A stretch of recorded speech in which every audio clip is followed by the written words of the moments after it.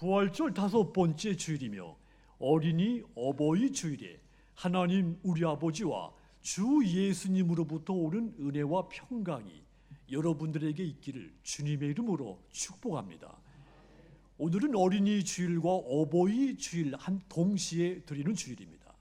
부모와 또 자녀, 손주들이 한자리에 모여서 함께 예배하는 이 모습, 하나님이 가장 기뻐하시는 아름다운 예배라는 생각이 듭니다.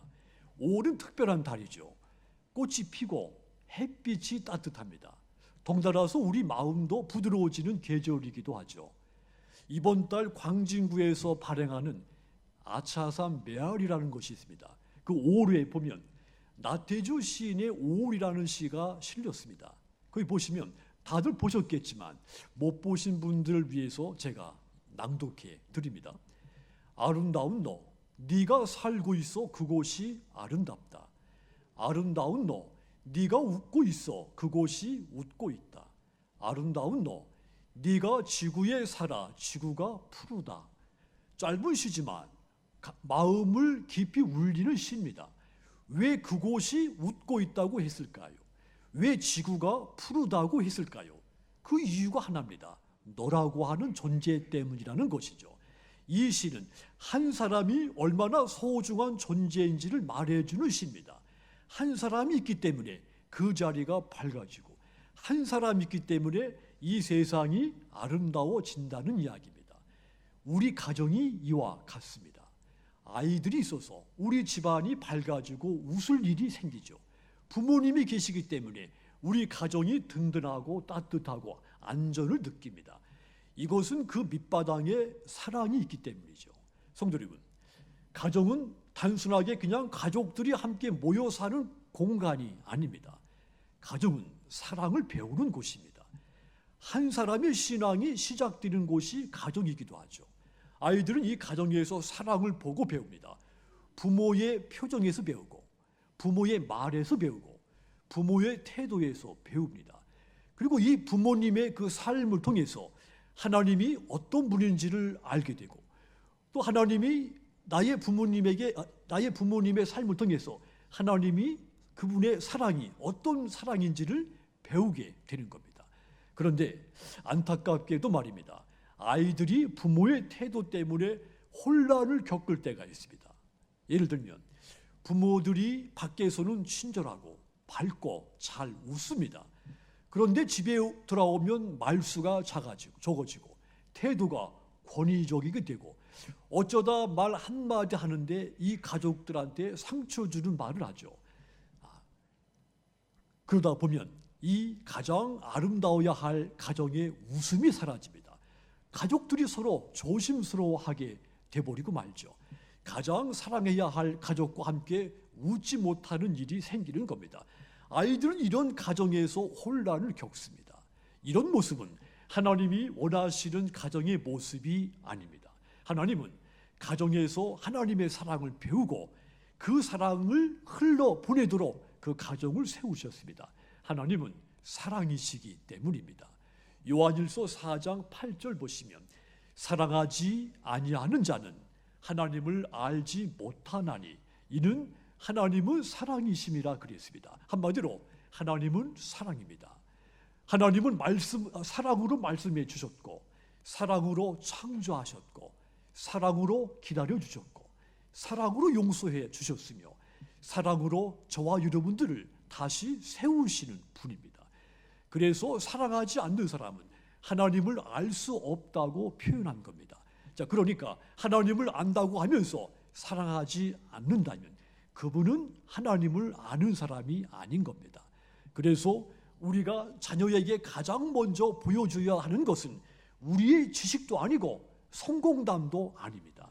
사랑을 통해서 하나님을 알게 해 주어야 되는 겁니다. 우리 자녀들이 하나님을 알게 되면 우리 가정이 가장 아름다운 가정, 모든 가족들이 함께 웃는 그런 가정이 될 수 있습니다. 그래서 우리는 하나님이 왜 우리를 사랑하시는지, 어떻게 사랑하시는지를 가르치고 배워야 됩니다. 그렇다면 여러분, 하나님은 우리를 왜 사랑하십니까? 어떻게 우리를 사랑하셨습니까? 우리가 서로 사랑해야 하는 이유가 무엇입니까? 우리가 서로 사랑해야 하는 첫 번째 이유, 하나님이 먼저 나를 사랑하셨기 때문입니다. 요한일서 4장 19절 보시면 우리가 사랑함은 그가 먼저 우리를 사랑하셨습니다 그랬습니다. 하나님께서 우리를 먼저 사랑해 주셨기 때문에 우리도 사랑해야 한다고 했습니다. 그렇습니다. 우리는 사랑받은 사람들입니다. 그래서 사랑해야 됩니다. 그런데 여기서 우리가 한 가지 더 깊이 생각해야 할 것이 있습니다. 하나님이 왜 나를 먼저 사랑하셨는가 하는 점입니다. 왜 하나님이 우리를 먼저 사랑했을까요? 우리에게 사랑을 받을 만한 자격이 있어서일까요? 우리에게 다른 사람보다 더 신실하고 더 뛰어나고 더 의롭고 더 가치가 있어서일까요? 아닙니다. 오늘 구약의 말씀 신명기 7장 7절에 보시면 하나님이 이스라엘 백성들을 먼저 사랑하신 이유가 있습니다. 거기 보시면 여호와께서 너희를 기뻐하시고 너희를 택하심은 너희가 다른 민족보다 수요가 많기 때문이 아니니라. 너희는 오히려 모든 민족 중에 가장 적으니라 그랬습니다. 하나님이 이스라엘 백성들을 사랑하신 것은 그들이 다른 민족보다 크거나 강했기 때문이 아닌 겁니다. 오히려 그들은 모든 민족 가운데 가장 적은 민족이었습니다. 그럼에도 불구하고 하나님은 그 백성들을 사랑했습니다. 이유는 하나입니다.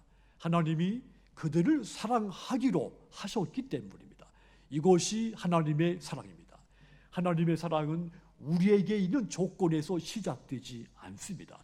하나님의 사랑은 언제든지 그분의 마음에서 시작이 되는 겁니다.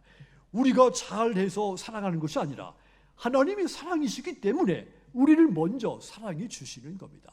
만약 하나님께서 조건을 보고 사랑하신다면 저와 여러분 가운데 하나님의 사랑 받을 수 있는 사람 단 한 명도 존재할 수 없습니다.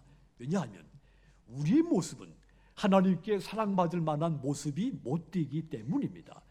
우리는 겉으로 괜찮아 보이지만 마음속에 죄가 도사리고 있습니다. 우린 또 하나님보다 다른 것을 더 좋아하기도 하지 않습니까? 내 마음대로 하려고도 하지 않습니까? 때로는 미워하고 원망하고 용서하지 않을 때도 있지 않습니까? 그래서 성경은 의인은 없나니 하나도 없다고 선언했습니다. 하나님을 찾는 자도 없고 선을 행하는 자도 없다 했습니다. 그렇습니다. 우리는 본질상 그분의 사랑을 받을 수 있는 존재가 아닌 겁니다. 그럼에도 불구하고 하나님은 그런 우리를 사랑하셨습니다. 우리가 착해진 다음에 사랑해 주신 것이 아닙니다. 아직 착해지기 전인데 아직 죄인이 있었을 때 우리를 사랑해 준 겁니다. 우리가 하나님을 찾기 전에 하나님이 먼저 나를 찾아오신 것입니다. 내가 하나님께 돌아가기도 전에 그분은 먼저 내게 손을 내미신 것입니다. 이것이 하나님의 사랑입니다. 잘해서 사랑하는 것이 아니라 그냥 먼저 그 마음에서 우리를 사랑해 주신 겁니다. 그 하나님께서 우리를 얼마나 사랑해 주셨는지 이것을 극적으로 보여주신 것이 십자가의 예수님의 사랑입니다. 요한일서 4장 10절을 보십시오. 이 말씀을 같이 읽겠습니다. 사랑은 여기 있으니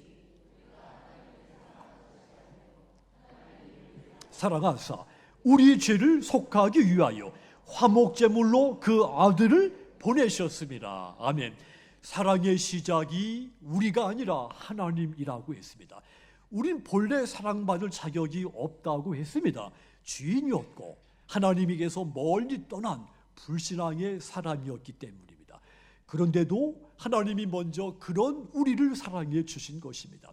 그래서 우리 죄를 용서해 주시려고 예수님을 독생자 예수님을 이 땅에 보내주신 것입니다. 이 예수님이 우리 죄를 다 용서하시기 위해서 우리 대신 십자가에서 죽으신 것입니다. 이것이 진짜 사랑입니다. 말로만 하는 사랑이 아니라 나를 위해서 대신 아프시고 나를 위해서 대신 희생해 주신 것입니다. 하나님이 그렇게 우리를 사랑해 주신 겁니다. 성경은 우리가 받은 사랑이 이런 사랑이기 때문에 너희가 서로 사랑해야 된다고 했습니다. 요한일서 4장 11절을 다시 보시면 사랑하는 자들아 하나님이 이같이 우리를 사랑하셨은지 우리도 서로 사랑하는 것이 따라합시다. 마땅하도다. 아멘. 하나님이 독생자를 아낌없이 주시기까지 우리를 사랑해 주셨기 때문에 우리 또한 다른 사람을 사랑하는 것, 이것이 마땅한 일이라고 했습니다. 그러므로 부모된 여러분, 하나님께서 여러분들을 사랑하신 것까지 아무 조건 없이 자녀들을 사랑하시기 바랍니다. 다른 아이와 비교도 하지 말고 기대에 미치지 못했다고 타박하지도 말고 그냥 있는 모습 그대로 자녀들을 사랑하시기 바랍니다. 자녀된 여러분 마찬가지입니다. 부모라고 완벽한 존재가 아닙니다. 부모님도 약하고 부족하고 부모님도 우리 앞에서 실수할 수 있습니다. 여러분의 부모님이 여러분 마음에 맞지 않는다고 불평하지 말고 하나님이 여러분을 사랑한 것 같이 부모님을 사랑하시기를 바랍니다. 성도 여러분, 가정은 서로 평가하는 곳이 아닙니다. 가정은 서로 품는 곳입니다.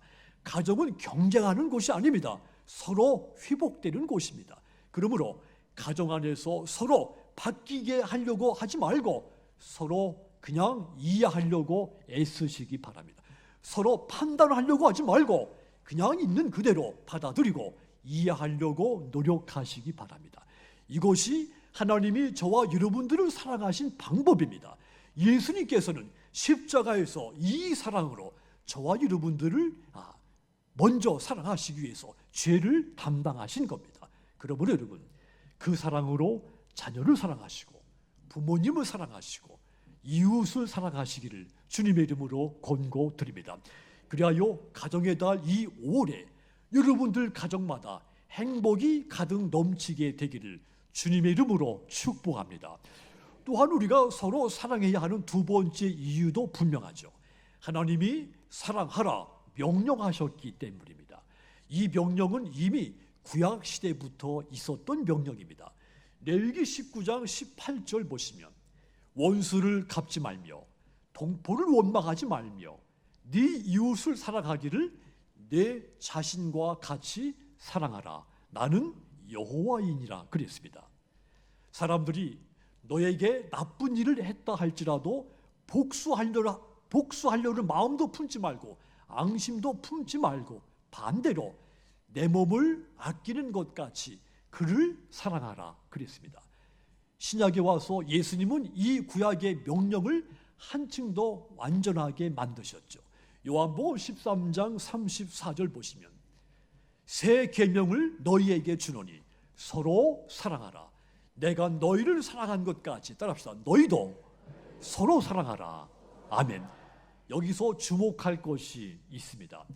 구약의 명령, 신약의 명령이 다르다고 하는 점입니다. 무엇이 다릅니까? 구약의 명령, 네 자신과 같이 사랑하라 그랬습니다.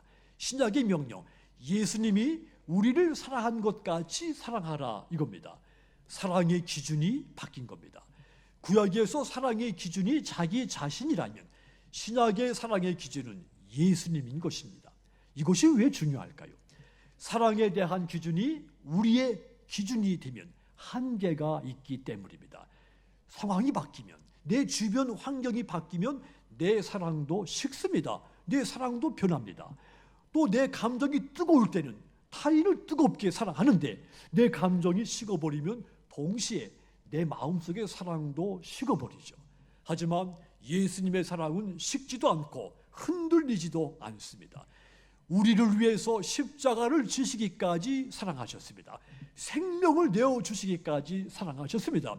이 사랑은 식지도 흔들리지도 않는 사랑입니다. 예수님은 자기를 배신할 사람도 사랑하셨고 자기에게서 멀리 떠나는 사람까지 끝까지 품고 사랑했습니다. 심지어는 십자가 위에서 자기를 못 박는 사람을 향해서 아버지여 저들의 죄를 용서해 달라고 기도하신 분입니다. 이것이 예수님의 사랑의 기준입니다. 예수님께서 이 사랑으로 저와 여러분들을 사랑해 주신 겁니다. 그리고는 우리에게 너희도 나와 같이 내가 너희를 사랑한 것 같이 사랑하라 명령을 주신 겁니다. 그런데 여러분, 우린 이 같은 사랑을 해야 되는 것을 잘 아는데 이 사랑이 쉽지가 않습니다. 조건이 없이 사랑을 하고 상처를 받았는데 그 상처를 초월해서 사랑한다는 것이 우리가 쉽지 않습니다. 너무 인간적이고 너무도 연약하기 때문이죠. 그렇다면 우리가 어떻게 해야 이 사랑을 할 수 있을까요? 우리가 어떻게 예수님처럼 사랑할 수 있을까요? 성령님의 도움을 받으면 사랑할 수 있습니다. 요한일서 4장 13절입니다. 그의 성령을 우리에게 주심으로 우리가 그 안에 거하고 그가 우리 안에 거하시는 줄을 아느니라. 하나님께서 성령을 우리에게 주셨기 때문에 우리가 하나님과 연결된 사람이 되었다는 뜻입니다. 그 성령이 우리 안에서 우리가 예수님처럼 사랑할 수 있도록 도우신다는 말입니다. 그렇습니다. 성령님께서는 내 안에 계신 그분은 내게 미운 마음이 생겼을 때 사랑할 수 있는 마음을 품게 만들어줍니다. 화를 내고 싶을 때 참을 수 있게 만들어줍니다. 누군가에 대해서, 내 가족에 대해서 포기하고 싶을 때 다시 품을 수 있는 힘을, 마음을 우리에게 줍니다. 이와 같이 우리는 내 안에 계신 성령님의 도움을 받으면 예수님처럼 부모님과 자녀들과 손주들을, 이웃을 사랑할 수 있습니다. 성도 여러분, 하나님은 우리에게 서로 사랑하라고 명령했습니다. 그러므로 성령의 도움을 받으셔서 서로 사랑하시기를 주님의 이름으로 부탁을 드립니다. 부모는 자녀를 사랑하시고 자녀는 부모를 사랑하시고 그리고 이웃을 사랑하시기를 주님의 이름으로 권고드립니다. 해서 가정의 달 이 5월에 여러분들 가정, 이웃 그리고 교회 안에 행복이 가득 넘치게 되기를 주님의 이름으로 축복합니다. 우리가 서로 사랑해야 하는 세 번째 이유도 있습니다. 이 사랑으로 하나님을 드러내야 하기 때문입니다. 하나님은 보이지 않습니다. 예수님은 지금 눈으로 볼 수가 없습니다. 액자 속에 있는 예수님의 모습은 상상 속의 모습입니다. 예수님이 이렇게 생겼을 것이다, 그린 겁니다. 예수님을 우리가 볼 수가 없습니다. 그렇다면 여러분, 세상 사람들이 어떻게 하나님을 알 수 있을까요? 우리의 사랑을 통해서 알게 되는 겁니다. 요한일서 4장 12절 보시면 어느 때나 하나님을 본 사람이 없으되 만일 우리가 서로 사랑하면 하나님이 우리 안에 거하시고 그의 사랑이 우리 안에 온전히 이루어지느니라.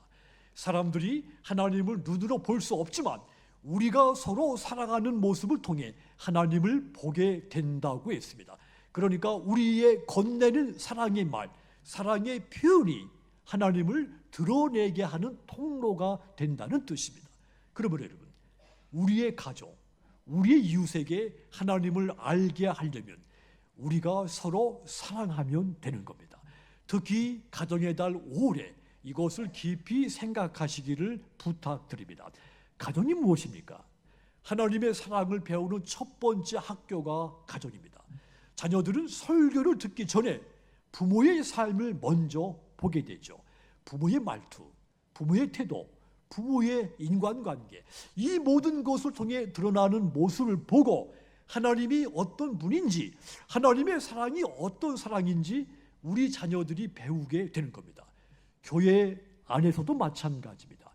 성도들이 서로 사랑하는 모습을 통해서 세상 사람들에게 하나님이 드러나게 되는 겁니다. 그러므로 여러분, 여러분들 가정에서 사랑을 적극적으로 표현하시기 바랍니다. 교회 안에서도 적극적으로 하나님의 사랑을 표현하시기 바랍니다.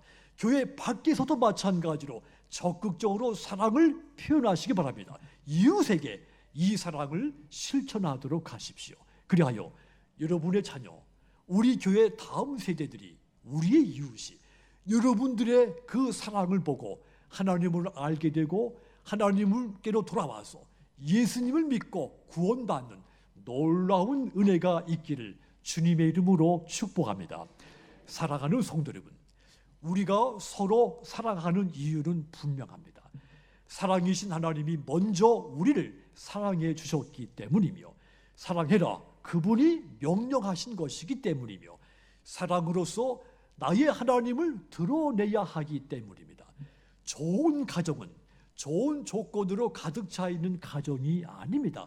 사랑이 가득 넘친 가정이 가장 좋은 가정입니다. 그러므로 여러분의 가정이 하나님의 사랑이, 예수님의 사랑이, 부모님의 사랑이, 자녀들의 사랑이, 손주들의 사랑이 가득 넘쳐서 지상에서 가장 행복한 여러분들 가정이 다 되시기를 주님의 이름으로 축복합니다.